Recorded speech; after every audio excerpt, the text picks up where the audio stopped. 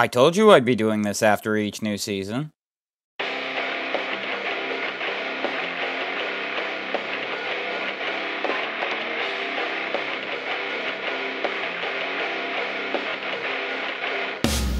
So, after 20 episodes, 2 weeks difference between each one, a midsummer's break, and 2020 just being an absolute dumpster fire of a year, worse than even 2016 was, we've gone through Season 7. This year has been quite a roller coaster of a year, with the quality of the episodes going up and down so much, I'm pretty sure I broke my neck on 3 separate occasions. Still, we've got a lot to get through and not a lot of time to get to it. Especially with all the things that have gotten in the way of making this video. So, let's finally finish this off. This is Wolf's Top 20... Top 21 Season 7 Death Battle episodes.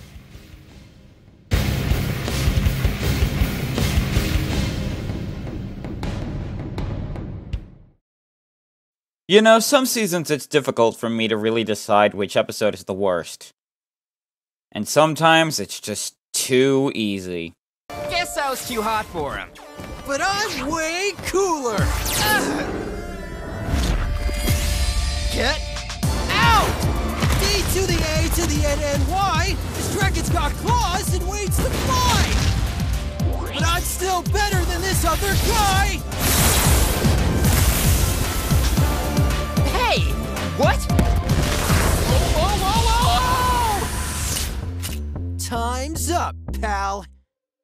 I really didn't want to put this episode down here. I was so hyped for it when it was announced, especially given that one person on a server I'm on mocked me for the idea of this fight even being what they were hinting at after Season 6. But just like Bowser vs. Ganon before it, the expectations set before it caused it to crash big time. Now to be fair, it's not as bad as some of the worst of seasons past. This episode isn't as expectation-destroying as Bowser vs. Ganon, it isn't as boring as Sub-Zero vs. Glacius, and it isn't as poorly put together as Yang vs. Tifa. But it still has elements of those episodes while still having other things about it that I really don't like. First problem. The voice acting. I really don't want to insult Nicholas Andrew Louis because I like the guy. He's not only a great person, but his acting is normally really good. But I'm sorry, I can't use that to look past this. Nicholas had 4 roles this season, not counting the stuff in Death Race, and every single one of them was solid. Except for Danny. To his credit, I can hear him trying to sound like David Kaufman, especially whenever David is having Danny yell. But when he sounds like that all the time, it doesn't really fit him as well as Ben Tennyson or Sonic. In fact, as evidence of how bad the performance was, I didn't realize that Danny's last words before he blasted Jake were meant to be a reference to his theme song. And it's weird because Dom Din did a really good job voicing Jake, even if she didn't sound quite like Dante Bosco. So it's very much a similar issue to Yang vs. Tifa, where one voice actor sounds perfectly fine or even good, but the other just sounds so lackluster despite having shown talent before. Speaking of, that leads me to my next point. Danny's sprites don't work here. At all.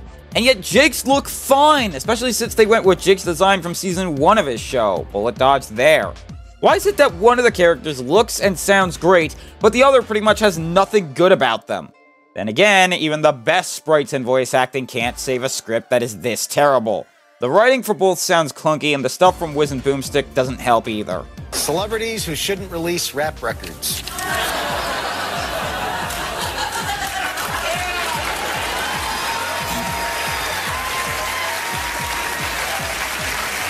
Yeah, when I have to mute an episode repeatedly throughout watching it from the sheer amount of cringe, that's when I know that the writing is atrocious. Then there's the music, which is weird. Remember how in Season 6 there were a ton of songs like 100% or Winter Sonata that were great as backing tracks, but pretty hard to listen to on their own? Yeah, this music has the opposite problem. Not only can you barely hear it in the background sometimes, but it's not that great as a backing track. And yet, I will happily listen to this song on its own, repeatedly. That's how good of a solo track it is. But I think the biggest elephant in the room is the appearance of Butch Hartman on the DB cast the very episode after this fight.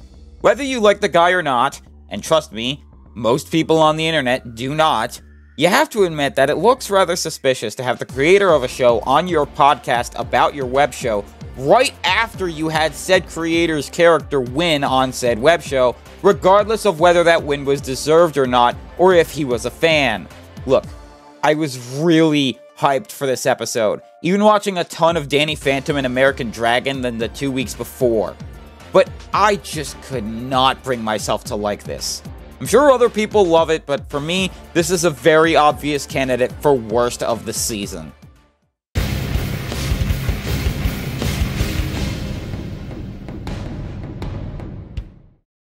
And to think that I was ready to put this at the bottom for the longest time.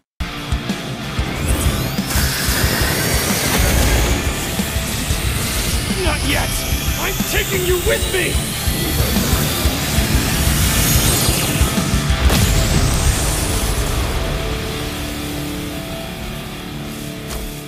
Sorry it had to be this way. Don't talk to me. You got it. This episode just feels like there was very little effort put into it. In fact, trying to even word how I feel about this episode just feels really difficult. The episode has several problems. The writing is one example. This episode just feels like there wasn't much to it, really. It wasn't exactly a funny episode, certainly not from Wizard Boomstick, save for like one joke in each rundown. Some of the points in the episode just feel like they go on for too long. Most notable is the scene where Genos is trying to repeatedly blast War Machine with his full power hand cannons. The music is really uninspired too, and it's just generic rock with no real melody that I can discern from listening to it. Kinda like Ride into Hell. At least the animation looks good, right? Well, not really. There are some very noticeable moments where the animation really cuts corners. Like with the rapid fire back and forth between the two of them. Both of them. I will admit, though, that Genos firing some of his blasts to the beat of the track at the beginning is a really cool touch. And the voice acting's pretty good. Nothing about either voice actor sounds bad in the slightest. Nothing really much else to talk about for this one. Moving on, I guess.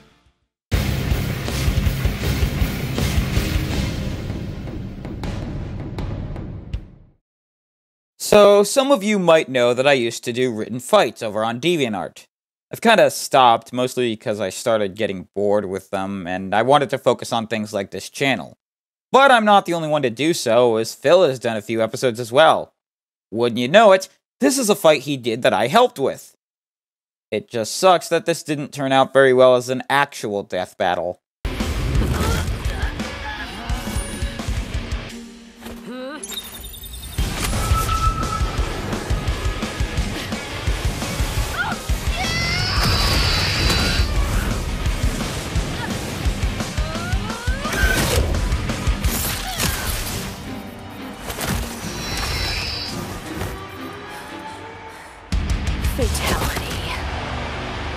To be fair to this episode, I don't think it's as bad as what other people say it is.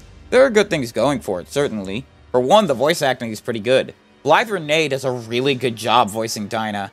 And while I don't exactly like her performance, Caitlin Elizabeth at least put in good effort to sound like the Mortal Kombat 9 version of Sindel. Sirens of Combat is a pretty decent song, even on its own, and the writing is good, if a bit weird at spots. The Scooby-Doo meets Fight Club line being a good example of that. It wasn't any one particular thing about this episode that put it this low, it was just how lackluster everything felt combined. Like, if you took most of these elements out of this episode and put them into other meh or bad episodes, it wouldn't necessarily make things worse. That being said, there are some obvious flaws. I think one of the bigger ones is that, even with the writing being good, there weren't any jokes that really hit home for me. Also, while I do like Sirens of Combat, it doesn't really feel all that fitting for either of these characters. But if you really need me to pick one thing that put this at bad instead of okay, it would be the animation. This episode felt too quick, and yet with not a lot of substance happening at any point. Meh quality throughout the episode meant there was no real punch to anything going on, but the worst part of the animation is the thing I've been trying to avoid talking about since I started, Sindel's sprites. Look, I get that the Mortal Kombat arcade sprites don't mesh well with others, and I think in this case, it would have been a bad idea to have the two sprites battle. But at least get a Sindel model that doesn't make her look like a glam rock themed outfit on RuPaul's Drag Race. Seriously, everything about her sprite just looks awful. I get the sprite was based on Felicia's from Darkstalkers, and they needed something to get Sindel's hair to move. But why not, I don't know, commission a new sprite for Sindel? Or maybe save this for a 3D fight later on, and have a certain 3D fight be done in hand-drawn animation. I don't know, something that didn't require resorting to using that awful, awful sprite. If they had fixed that, this might have been bumped up into the meh category. But since I live in the universe where they did what they did, it gets stuck down here at number 19.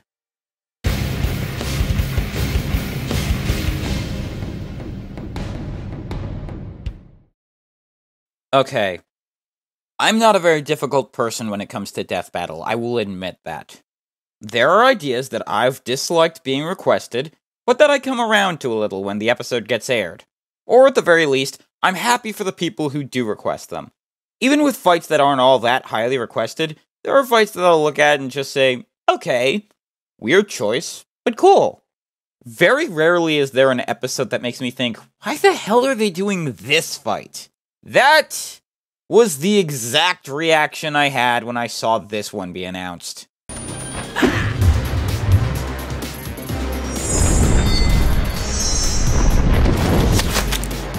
Shoot! You haven't won yet!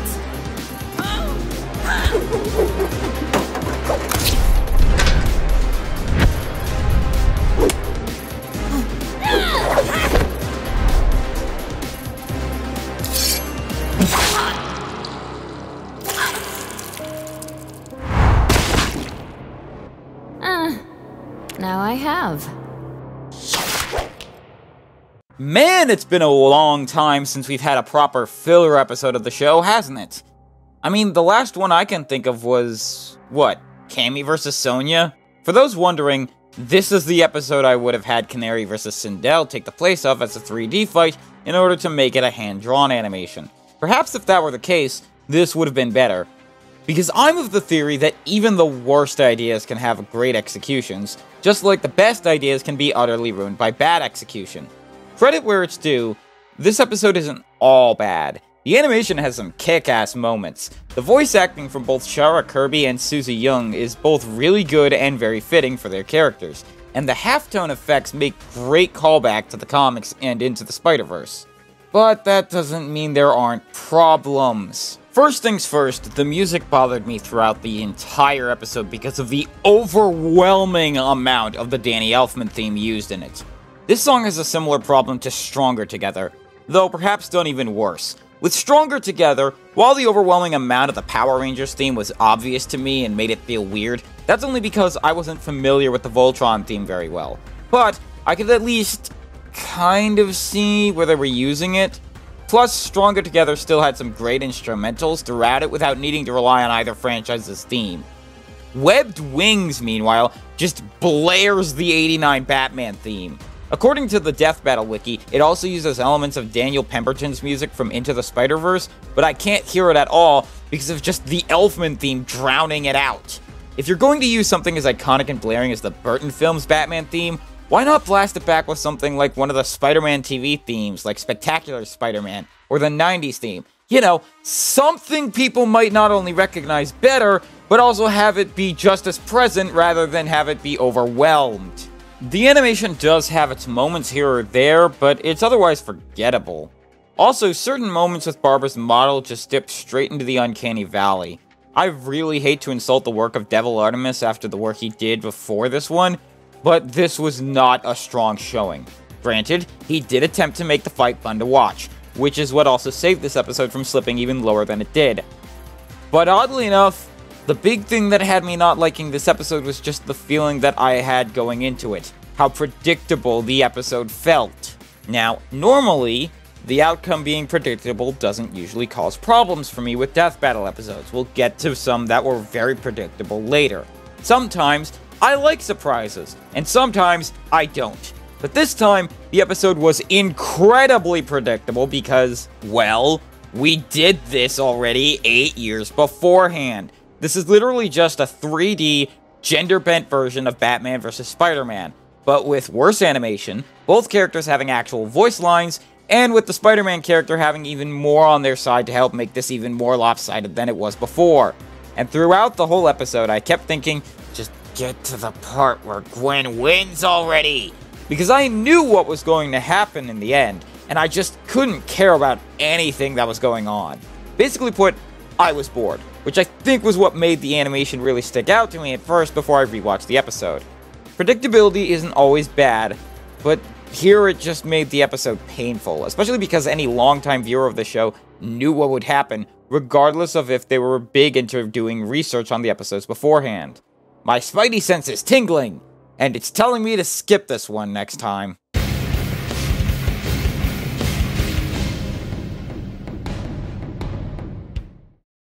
Hey, remember this clip from the Season 6 list? I'm writing and uploading this video before Season 7's premiere is out. Please don't let this be 3 seasons in a row where the first episode is bad! So, good news, it wasn't. Bad news, it was still very mediocre. You stupid. All I gotta do is... What? Plasma coil. If you hadn't noticed, this electric biz is kind of my thing. Aw, man!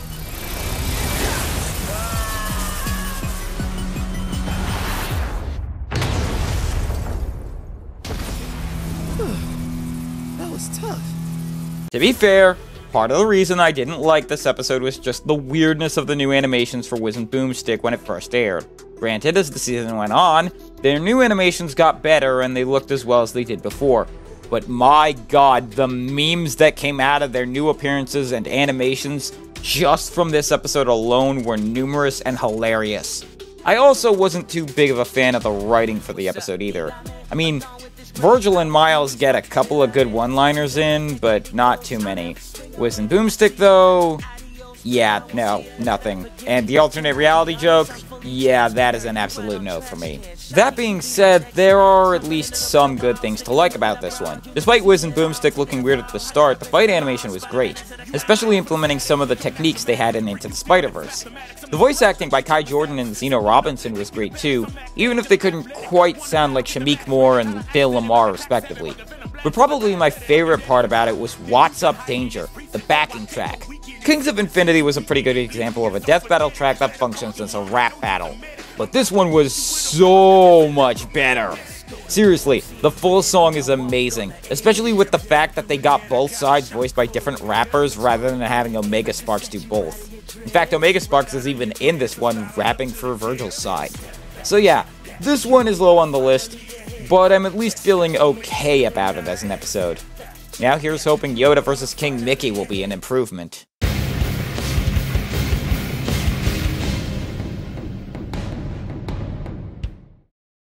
And now we go from one end of the season to the complete opposite. Yes! Show me! Break the world! Break everything! I'll tell you!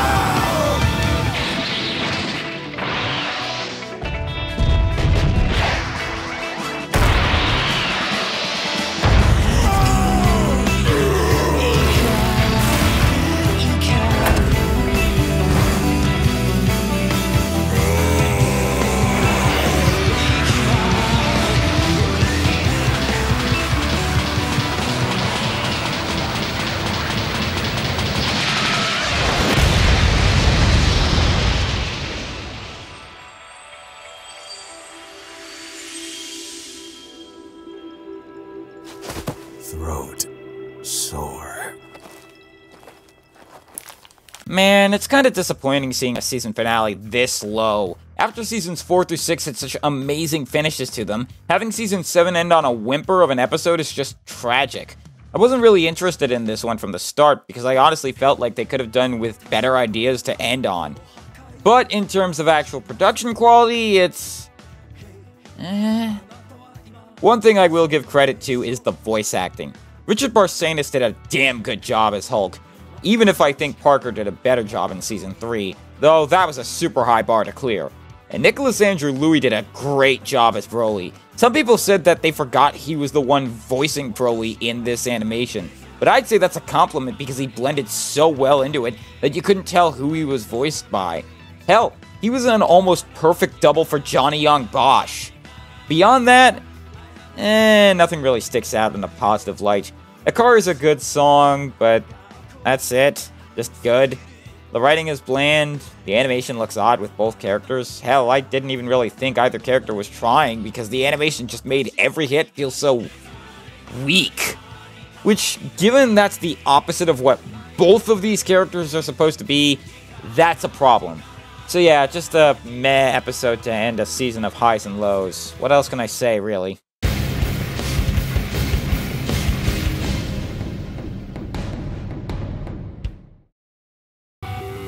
This is it. This is what it's all about. Red versus blue. Blood versus water, which is really just lifeless, tasteless waste of space blood. Destiny awaits. Today, the Cerulean Devil dies. Well, should have seen that coming. Bluff. Good thing the flag is out. This is one of those episodes that a lot of people will question why it was even done in the first place, and I'm kinda inclined to agree. It's a pretty unnecessary death battle episode, and really only feels like it was done just to promote RVB Zero, a spin-off I had no plans of watching, and still don't. While the episode is unnecessary, I still feel like it was fun. Plus, it doesn't have any of the controversy that Meta vs. Carolina had 4 years earlier. As an episode on its own, it's just kinda okay. I mean, it's certainly fun if you did watch all of Red vs. Blue before watching this one, but that doesn't always make an episode good. I will say that I did like the voice acting that was done for the Red team. They did a great job sounding like themselves. But the Blue team? They sounded off for people who were actually voicing them, at least until they left the base. Credit to Michael Malconian, god that is a difficult name to say, I had to erase several different takes to try and say that name. He did a good job replacing Caboose's official VA, a man who was removed for obvious reasons that I won't get into here. The action was really well done, though part of me wished that it was still at least somewhat animated in the usual RVB Machinima style, using the Halo engine, instead of being all footage done by Torian. But I think the weakest point here is probably the writing as a whole. It just felt boring. I mean, besides the joke about Sarge's shotgun, and that's it.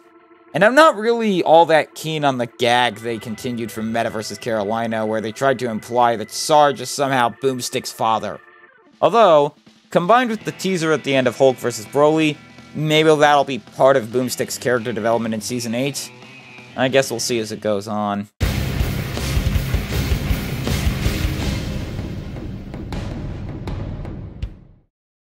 Back in the Season 5 list, I said that Doctor Strange vs. Dr. Fate was the counterpoint to the idea that fights between two overpowered characters are all boring. And while number 14 on this list wasn't a perfect example of how I was wrong, it certainly didn't help my case. Nice try, but I'm invincible when I'm like this. You've mastered speed, but I've mastered fate, and I wish you gone forever! Chaos Control! Linda! Di! Iris! Help me now!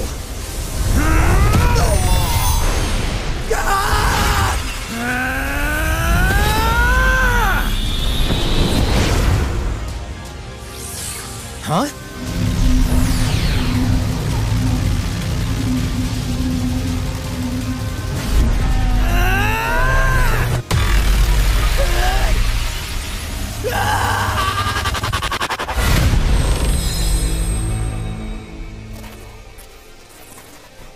Whoa. I mean, to be honest, it's not bad by any means. I think the voice acting from both Joshua Waters and Nicholas Andrew Louis was fantastic, and the writing for both the combatants and Wiz and Boomstick could be hilarious at times. The music was pretty good too, and while it's hard to get a good idea of the overall melody when the fight's going on, it's still a good backing track and an even better individual listen, even if you notice there's a lot more Sonic influence in there than there is Flash. Really, my big problem this time is just how boring the animation itself was. One person I know who hates this fight called it completely predictable, and while I wouldn't say that's the case, There are a lot of moments that don't have any surprising or awesome bits to them, in my opinion. I also think the sprites are decent, but certainly could have been better, though I like how we can tell this is specifically Wally West, thanks to the white eyes his costume has, like in Justice League. And then there's the ending, which is just confusing. Like, it took me several rewatches after the little side note straight up said it for me to find out that the ending was supposed to be Wally going forward in time before he attacked Sonic Space Form with the Infinite Mass Punch.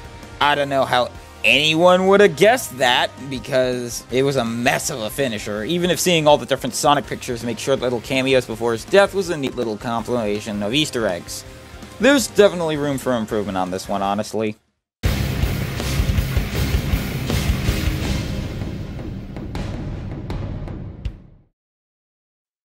Season 7 was definitely a different beast compared to the other seasons. For one, there were more episodes than we've had in any previous Rooster Teeth era season. Then there was 2 weeks difference between each episode, which we hadn't seen that since Season 1. But even more different than all of that is a mid-season break, and thus, a mid-season finale. Or at least an intentional one this time. And it was... alright. Gotcha!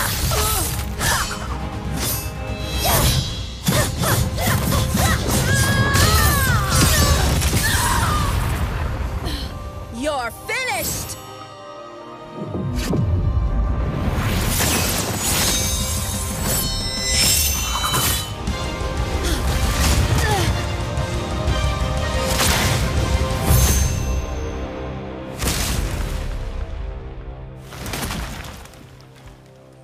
That's what power really looks like. I didn't think this would be a very good episode idea when I first saw it on the leaked Season 4 matchups list, something that seems to have come true since its reveal. I thought maybe I'd be proven wrong like I had before. I was... kinda right? This is our third time bringing back Wonder Woman, and while I think this one fits better than Rogue, it also feels like the most obviously one-sided matchup she's had. I will admit, the animation at least looks really good. There's a bit of a cell shading to it that makes it stand out among other 3D matches we've had, and the voice acting and music are great too. Natalie Van Sistine reprising her role of Diana after last seeing her tell Thor he wasn't worthy was great, but I think Amber May is the shining star in this one. She sounds like a perfect voice double for Melody Britt, the voice actress for 80s She-Ra, and Princesses of Wonder is a great song with plenty of energy while still making this fight feel cinematic. But my problems with this one come from most of the writing being rather meh and the action itself being rather bland. There weren't a lot of wow moments after the stuff we saw in the preview on the Death Battle cast, save for the killing blow. It's another one where there's room for improvement, even if I thought it was a more decent fight than Flash vs. Sonic.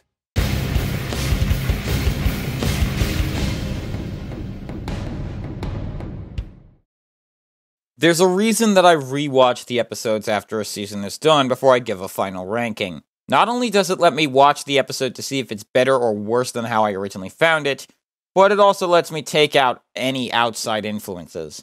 Case in point, back in early October, I had to go to the hospital for chest pains and stomach problems, which meant I didn't get a chance to watch this episode's premiere on my computer when it came out. We are the darkness. We are your nightmare. We are Venom. I hate you.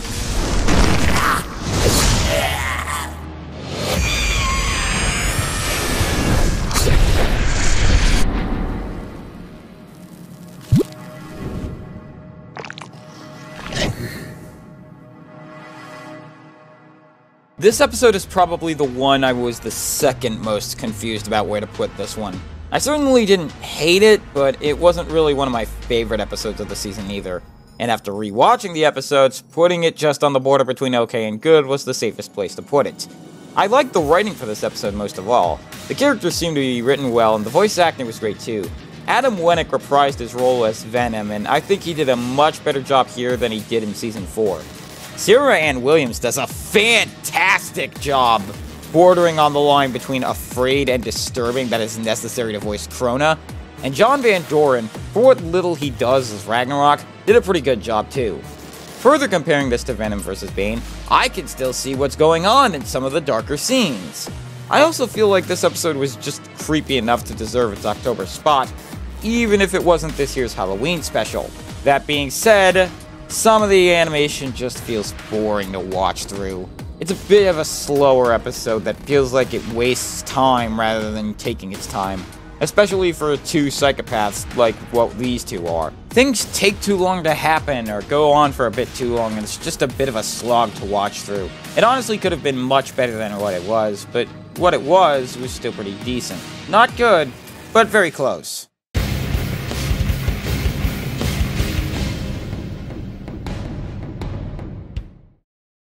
So, the original plan was to make this a top 20. After all, that's how many episodes they advertised were going to be in Season 7 at the end of last season. But then we got a special episode in the middle of the second half.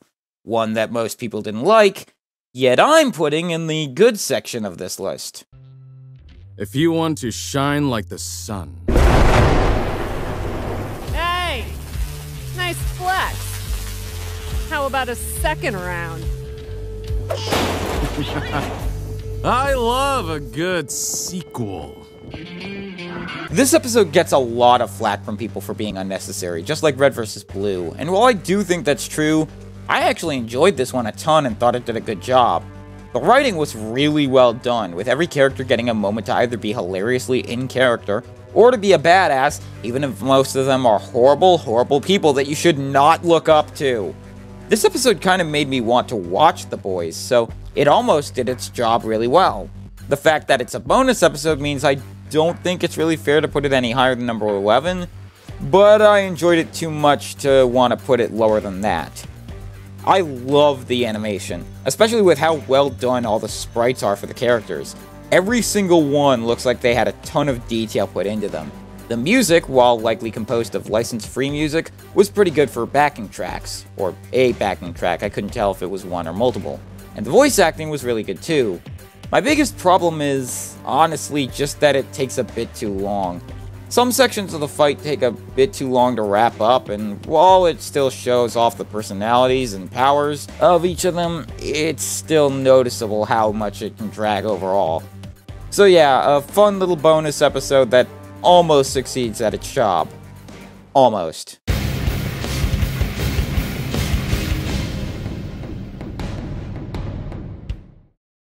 How does one handle time travel in a versus debate? It's a legitimate question that has been posed by people who've been in this scene far longer than myself, but I think Death Battle probably gave us the most reasonable answer to it with this episode. Enough! Turn those shields off! Oh, no! A voice in my head must remove force field! No! Finally, your time just ran out. What? Oh, wait. Did you think you made me turn my force field off? No, it's too strong for that. I gave it to you. Huh? I'll see you in hell, you goddamn golden asshole! Haha! Boost terrific! This is one of those episodes you just look at and go, huh, okay, sure, and it ends up working. I think the animation itself was a bit of an issue, namely with the T-Rex, but it ended up being a very solid episode. The voice acting was really good for both Cable and Booster, though I gotta give massive credit to Dave J. Dixon, who gives an amazing performance as Cable. Like, it sounds like he's voiced by Ron Perlman mixed with John DiMaggio. The writing for both Wiz and Boomstick sections and the episode itself was solid. We even got a sequel to the infamous Time, huh? Meme, even if it's not nearly as famous. The music, Days of Booster Past, is also a very solid synth track, and it's a great song on its own and as a backing track. Unfortunately, this is an episode that, much like Crash vs. Spyro and Wario vs. King Dedede, isn't any higher for the simple fact of me just preferring the next 9 episodes even more, plain and simple. It's certainly a good episode, and it tries its hardest, but I just don't like the stuff as much as what's still left. Plain and simple there, really.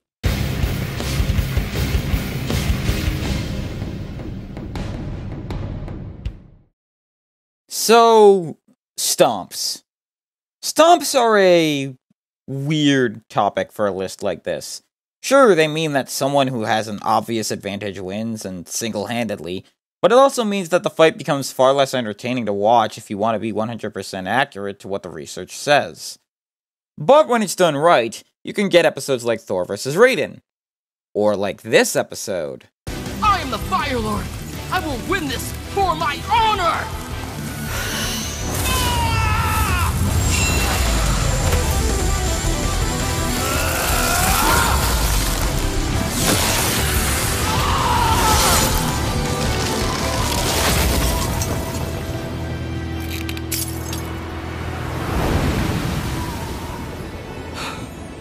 Apologies. This is another one of those episodes that really should have been obvious who wins, just from knowing basic information on the powers of these two, and yet they did a great job with it regardless. The animation itself looks beautiful for sprite animation, and is a good example of how sprite animation can make a great animation on its own. The fire and ice effects are absolutely fantastic to look at. The writing is pretty good too, especially the jokes about Wiz having a crush on Zuko. See? Character development for our two hosts is always great and makes them more than just stand-ins for the research team. The voice acting is pretty good, with John Van Doren doing a decent job as Todoroki, and Dante Bosco getting to reprise his role as Zuko. And he gets to actually be credited as himself. My only issue really is the music, Frozen Fire. Yet another song that's a great backing track, but is just sort of okay on its own. I also feel like the episode was a bit too fast in some parts and too slow in others. It feels like it goes back and forth on which one it's trying to go for. Still, a very good episode with plenty to provide.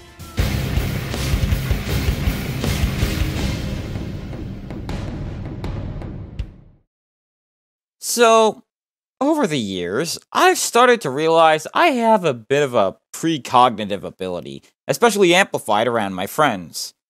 For example, back in 2018, before we went to see Avengers Infinity War, Phil and I managed to talk about Thanos vs. Darkseid while having pizza waiting for the theater to let us in. A few months later, I actually made the argument in the Death Battle Discord's community Death Battle for Ultron vs. Sigma that the battle wouldn't really matter on regular physical stats like usual since both hop bodies so often and it's more based on their AIs and how they would handle each other just a few weeks before Ultron vs. Sigma was announced. Then, a few months later, Phil and I decided to make some predictions for Super Smash Bros. Ultimate, and he made a Sephiroth boss fight that gave him a moveset that I approved of as if he were a playable character, and an incredibly broken one. And almost 2 years later to the date, Sephiroth not only got added to Smash as a playable character, but also got a special mode where he was a boss fight. And wouldn't you know it, only a couple of weeks before this fight aired, not only were we talking about it one day, but it also was shortly after my girlfriend Bella told me that she shares a birthday with Rock Lee. I am the youthful beast of Konoha. I will never give up. 8th gate of death, open!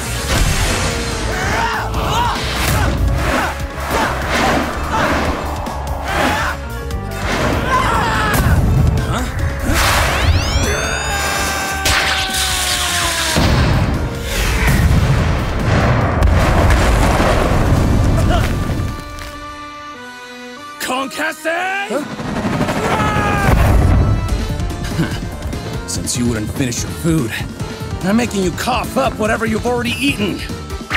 Anti-manner!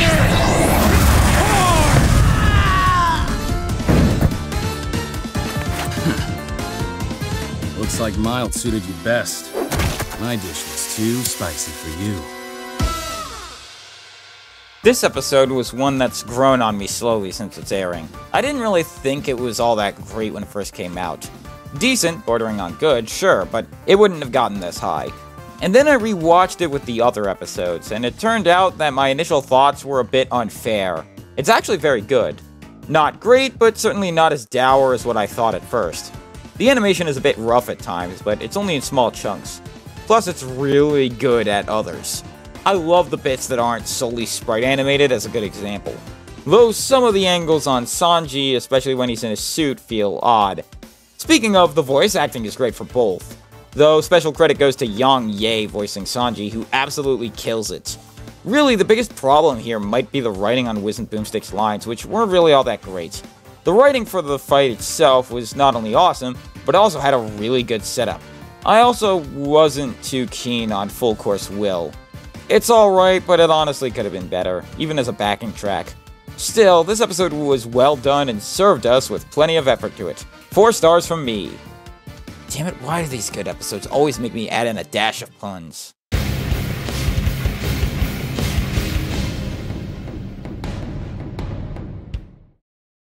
Since Nightwing vs. Daredevil, we've been eagerly awaiting the next live-action fight worked on by Ismahawk.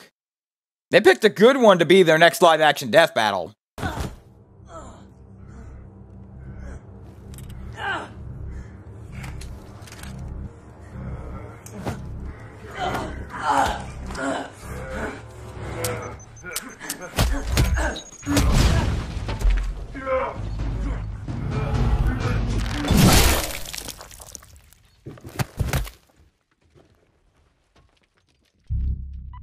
This is Agent Barnes.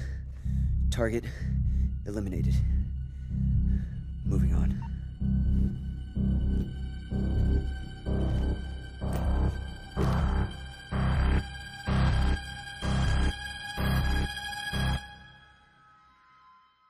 I'll be honest, I wasn't sure on whether to put this as a good episode or a great one. It was just that good. The fight choreography was fantastic and really felt like a good way of having stealth while in such an enclosed space, while also having both fighters do enough awesome stuff to make it interesting. Sure, it's no Solid Snake vs. Sam Fisher, but as far as stealth-based fights go, that one's the cream of the crop. The performances from Tyler Tackett as Bucky and Tim Neft as Jason really showed off the personality of the characters, even when they weren't actually speaking. And while Red Winter is very much similar to Devil of the Night, where it's a good backing track and just an okay track on its own, I think I liked Devil of the Night more when it came to doing its job, though I liked Red Winter a little bit more overall. The camera work was great on this one, the writing was amazing, and the addition of Cam Erdink, I'm sorry if I mispronounced that, and again, it took me multiple tries to do so, for voicing both Joker and Batman, was a great touch. So yeah, a very good episode, but it couldn't quite reach into the great category.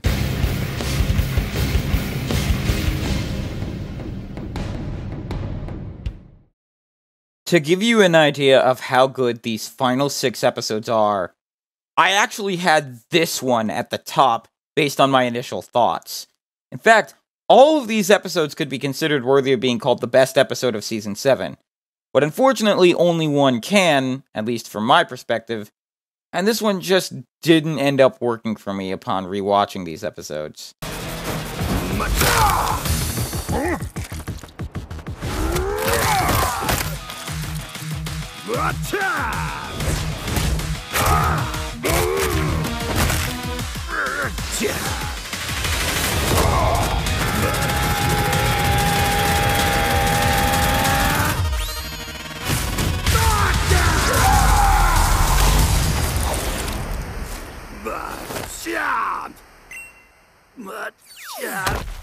This is another episode idea that I always thought was dumb, but I assumed would be the enjoyable kind of dumb. And it turns out that I was right, as this was by far one of the most fun episodes of the season.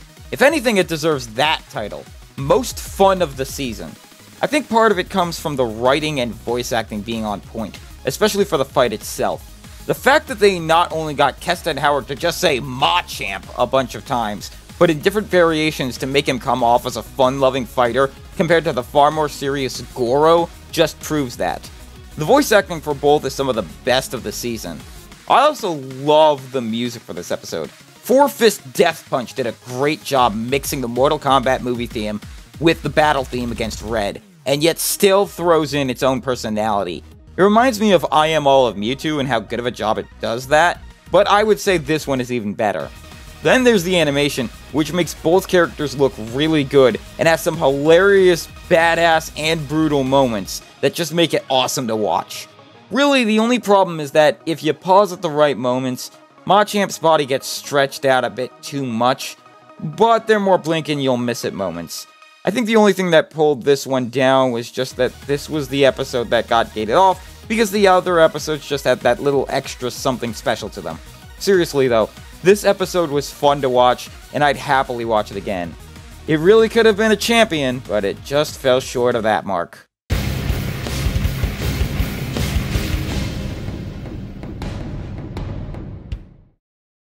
Venom vs. Crona wasn't the only episode where I was suffering as I waited for it to come out. Early on in 2020, I managed to catch what I assume was a mild strain of the disease which YouTube will not let me name. It was awful, and I felt very close to death as a result. But thankfully, my mom and dad, who were also sick with this thing, are both medically trained, and we soon rode out this thing together. And as a reward for this, I got to watch an episode that I was super hyped for, and that did not disappoint.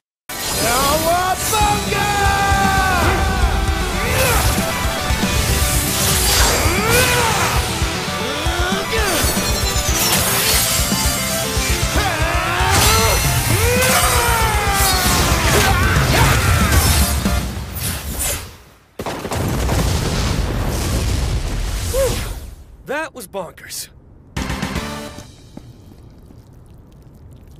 While I was one of the many people who was rooting for Leonardo versus Tommy instead, I think Leo versus Jason did everything I was hoping for anyway. Fun fact, Leo almost fought Tommy back in Season 1, for those who remember. Before the Ninja Turtle Battle Royale came out, Screw Attack had a poll for fans to vote on whether or not Leo should fight Zitz or Tommy. While Zitz won, I think this episode is a great treat for those who were wondering what would have happened if Tommy had won that poll. And boy, did they not disappoint with that one. For one, me being such a huge fan of the SNES Power Rangers game, I was super happy to see Jason's sprites come from that game. And speaking of games, I love how this really does have an arcade-style feel to it, save for the voice acting, which isn't arcade-style. The sprite work looks awesome and well put together. The two flow like they are video game characters in a modern 16-bit game. And the music, Teenage Morphin Ninja Power, really sells it. Even if it drops the illusion at times, but in ways that only makes it more kick-ass. Seriously, when people are waiting for almost 3 weeks to be able to hear the song on its own, it did a great job. And the writing is fantastic as well, both characters being written in character, and with plenty of fun to both of them. Plus, Wiz and Boomstick addressing how ridiculous both shows are, while showing why people love them was great too. I loved watching this, and getting to watch such a great episode, even while I was sick, was such a nice treat. Watching it again when I was healthy only made it better, though it just barely squeaked into the top 5. The reason why is because the next 4 just felt higher quality to me.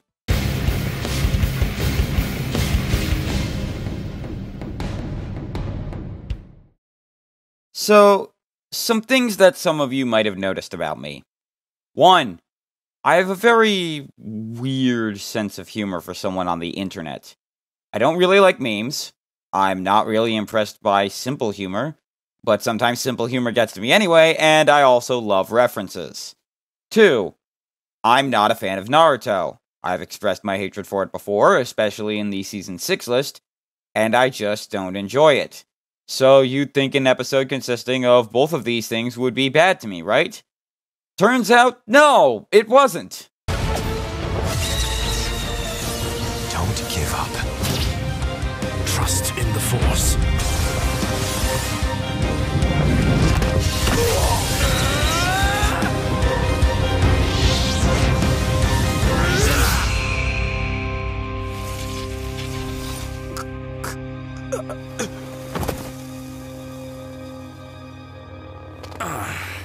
So uncivilized. I fricking loved this episode. I was actually super hyped for it because these two characters managed to skate around my normal feelings about what I said before.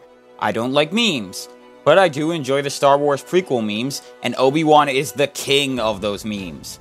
And while I don't like Naruto, Kakashi is one of the few exceptions. In fact, he's one of my favorite anime characters. So I was actually really hyped for this, and it paid off. This episode was fantastic to watch, and almost every part of it just really sells it. The animation, being done by the same people who did Ganondorf vs. Dracula in Season 6, was beautiful and fun, though I will admit that at times it was kind of confusing understanding exactly what was going on, which did dock a few points. But serious credit goes to the Sharingan illusion of Vader, which was one of the best moments of the season in my opinion. I love the music, Force and Lightning. It's another song that really gets the feel of both franchises without needing to rely on overt references to them. The writing was great, even if Obi-Wan spoke mostly in references to the prequels. But the way he did for most of them actually made it feel like they would put effort into understanding both him and Kakashi. It also helps that their voice actors did fantastic work. Nicholas Andrew Louis once again puts in serious work sounding like Kakashi without making you immediately realize it's him, while Stephen Kelly did a great job sounding like a perfect mix between Ewan McGregor from the prequel films and James Arnold Taylor from the Clone Wars cartoons. And really, that voice acting just absolutely sold this episode for me. A fantastic episode that, thankfully, wasn't so uncivilized.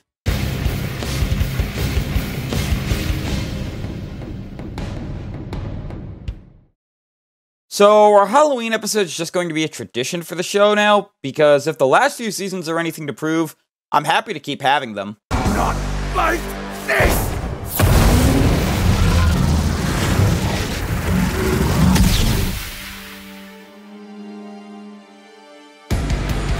I'm no monster, but tonight I'll make an exception.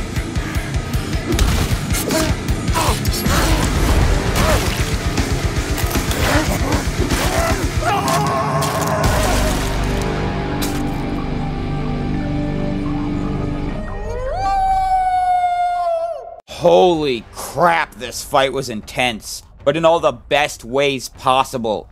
I love everything about it, and I seriously wondered if I should call this fantastic. Even though it was a little late for Halloween, it was still perfectly fitting for the time when it was released. The writing was absolutely on point for this one. Moments from joking about the somewhat absurdity of both characters' origins while still respecting them both, to things like Talbain's "I'm no monster" line, all were fantastic. There wasn't a single line in here that I didn't enjoy. The voice acting was also great. I remember how, after Carnage vs. Lucy, someone on the Death Battle team, I think it was Ben, mentioned how he thought Christopher Guerrero might be an actual monster from the delivery he gave for Carnage. So naturally, bringing him back as Sabrewulf was a perfect choice. And while I know that Jello Apocalypse is a somewhat controversial figure, he absolutely rocked as Jon Talbain and made Darkstalkers proud after being gone since Season 1. But my biggest surprise was probably how much I liked the music. I'm not a fan of screamo or thrash metal or whatever you want to call it, but Blood Moon's intensity felt perfect for this fight, especially with just how brutal the fight itself could get. That death especially was extremely brutal, even if I think they oversold just how brutal it was when hyping up the episode. Louis said that it was probably the most brutal finisher in the show's history, but I can't quite agree with that considering how Silver Samurai went out. Still, this fight was absolutely bloody, and I loved it. I might also need some serious help from enjoying this episode as much as I did.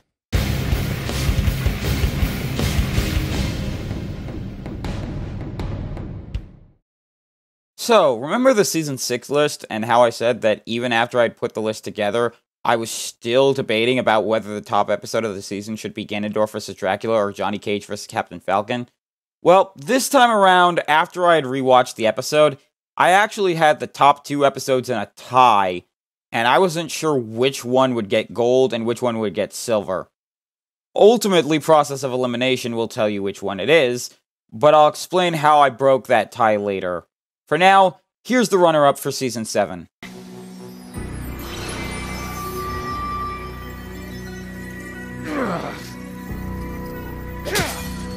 What? That's impossible! Now you're catching on.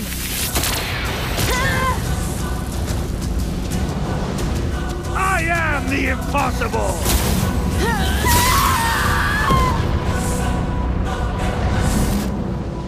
That was for my ice cream. This episode was an amazing way to start up the second half of the season. Seriously, for a way to not only bring in Beerus, but also bring in the Sailor Moon franchise, they went all out. To start, that animation was amazing, really showing how even the two seem to be. This is what Flash vs. Sonic should have been like. Two beings of immense power that had ways to counter each other, manipulating the fight around them in a desperate bid for survival. It's glorious. Sure, it does go on a bit long, but I think that only proves just how much these two can do and how good they are at not just destroying, but surviving destruction. It's also a great way to introduce people to a somewhat obscure character like Sailor Galaxia, and to show off just how strong Sailor Moon is. When Moon gets into death battle, probably fighting Cardcaptor Sakura, she is going to be insane to try and cover. The writing was also spot on too. Beerus and Sailor Galaxia both feel perfectly written, and the jokes really landed home. I know some people are on the fence about Dummy, but I actually think he's a great addition to the cast. Sarcastic, dry-witted, and perfectly self-aware, he just makes a great companion to Wiz and Boomstick. But he's not overused either. The voice acting on him is great too, as well as on our two combatants. River Canoff actually made me think that Beerus was being voiced by Christopher Guerrero or Liam O'Brien, and he got the lazy, fight-happy attitude of Beerus across perfectly.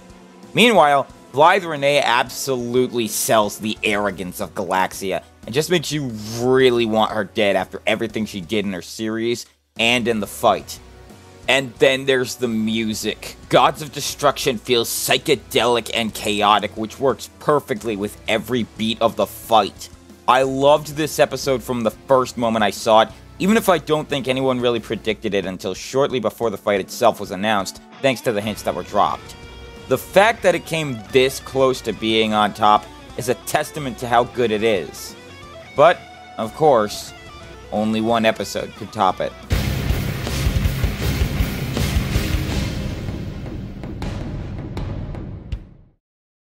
Season 7, as I said, was a roller coaster from start to finish. For seasons 3 through 6, there was a consistency to when episodes were good or when episodes were bad. Season 7, however, was all over the place from episode to episode. It made it really hard to say how I felt about the season in general. At its worst, Season 7 could be as bad as Season 3, with boring, aggravating, downright annoying episodes. At best, they could reach as high as Season 5, with some of the best episodes in the show's history. I wasn't sure of this episode being this high when I first saw it, but every time I just kept watching it more and more and more. Finally, when I did the rewatch, I realized this episode absolutely deserves its top spot. Everything in sight will be encased in ice.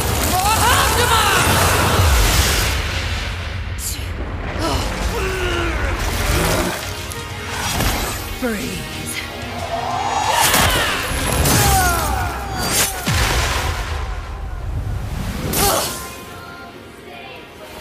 Congratulations and goodbye.